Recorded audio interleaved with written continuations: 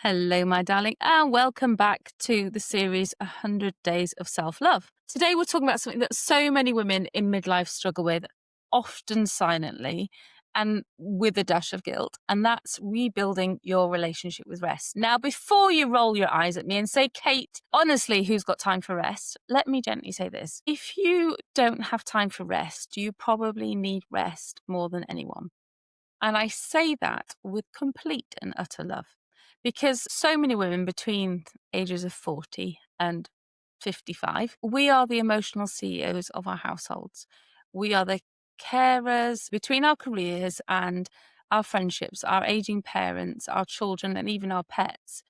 We are the busiest, we're in the busiest chapters of our lives and in the most hormonally unpredictable chapter of our lives as well. It's just a fabulous little cocktail of real kind of unpredictability in terms of what is going on inside us and huge amount of pressure of what's going on externally to us. So today we're not going to talk about bubble bath and scented candles, unless you want to do things, and we all have a good candle. But really, today is about something a lot deeper, and it's about redefining rest not as a luxury, but as a real necessity.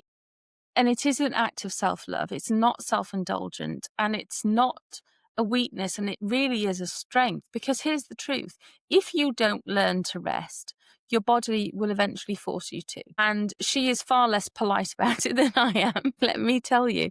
So let's start with a question and answer it honestly, please. When was the last time you rested without guilt? Not scrolling, not answering emails with one eye open, not mentally planning next week's meetings or what to cook for dinner. I mean, actual rest. Rest when your shoulders drop, when you exhale properly. Rest where your mind unclenches. Most of us can't even remember. And there's a reason for that. And it's because we've been conditioned, especially as women, to equate rest with laziness. If we're not constantly doing, achieving, fixing, organizing, or supporting someone, we feel like we're failing. Brené Brown, who I adore, has a beautiful line, and she says, "You can't live a courageous life without rest and play." And she's right. Courage requires energy, and so does self-love. And so does being a woman navigating midlife with grace, clarity, and a sense of humor. So today, I want us to rebuild your relationship with rest, not as collapse, not as a reward for being productive, not as something you squeeze in when you finally have nothing left to give, but as a daily practice of replenishment. Think of it as topping up your inner battery, not waiting until it hits 1% or you're flashing red with the emotional equivalent of low power mode. And here's the thing, your body is talking to you all the time. Sometimes it's kind of like a whisper, like, "Oh, sweetheart, slow down a little bit." And sometimes she's like, "Take 5 minutes, just breathe."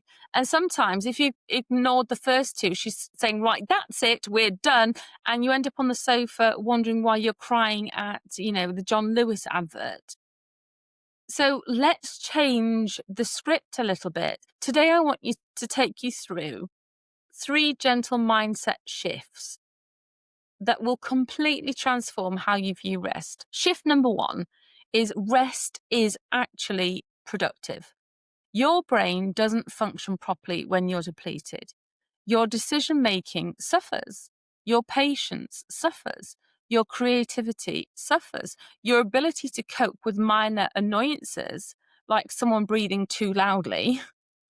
Sorry, did I say that out loud? But it absolutely suffers. So when you rest, you return sharper, calmer, and more grounded. So resting is doing something. It is resetting your internal system. It's very productive. Shift number 2, resting is emotional nourishment. So rest isn't just physical. Sometimes what you need is emotional rest, space where nobody needs anything from you, space where you stop being everything to everyone and just return to being yourself for a moment, 5 minutes, 10 minutes. That counts. Your nervous system doesn't always need these grand gestures. It needs consistency. Shift number 3, rest is your right. Just let that one sit for a second. You don't need to earn rest. You don't have to deserve rest. You don't need to justify rest. Rest is your birthright as a human being, as a woman, as someone who is carrying more invisible labor than half the people around you even realize. Now, I want to give you a tiny coaching exercise, nothing dramatic, just a moment of awareness. I want you to place your hand on your chest just for a second. Close your eyes if you can. And I want you to say quietly or out loud, I am allowed to rest, and just feel what comes up.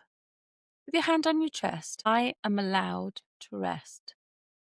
For some of you, that will feel empowering. For some of you, it will feel emotional. For some of you, it will feel uncomfortable.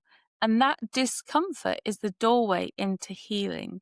Because rest isn't something you do with your body, it's something you allow with your mind. And darling, you deserve a mind that allows softness. So here is your day 48 challenge. I want you to schedule. Yes, I said schedule. Okay. Like an appointment, a minimum of 10 minutes of intentional rest today. You have 1,440 minutes today. I want you to schedule 10 minutes of rest. This could be sitting quietly with a cup of tea, listening to calming music, lying down on your bed doing nothing, going for a slow walk without pressure, staring out the window like a Victorian heroine. Actually, it's my personal favourite, that one. I'm not going to tell you what I pretend I'm starring in, but I'm sure you can guess. But the rule is this, it must be guilt-free and it must be for you.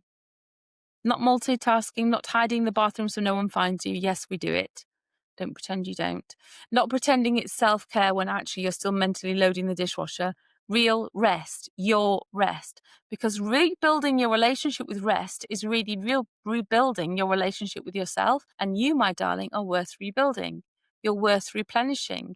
You're worth coming home to. As Maya Angelou said, every person needs to take one day away. And honestly, midlife women probably need to. So go and give yourself that 10 minutes today. Let your shoulders soften. Let your mind breathe. Let your body remember what it feels like to be cared for. And then come back for day 49 and when we've got something beautiful planned. Sending you love and a gentle reminder, you don't need to earn your rest. You just simply need to allow it. Love yourself fiercely. I'll see you tomorrow for day 40. Lots of love. Bye.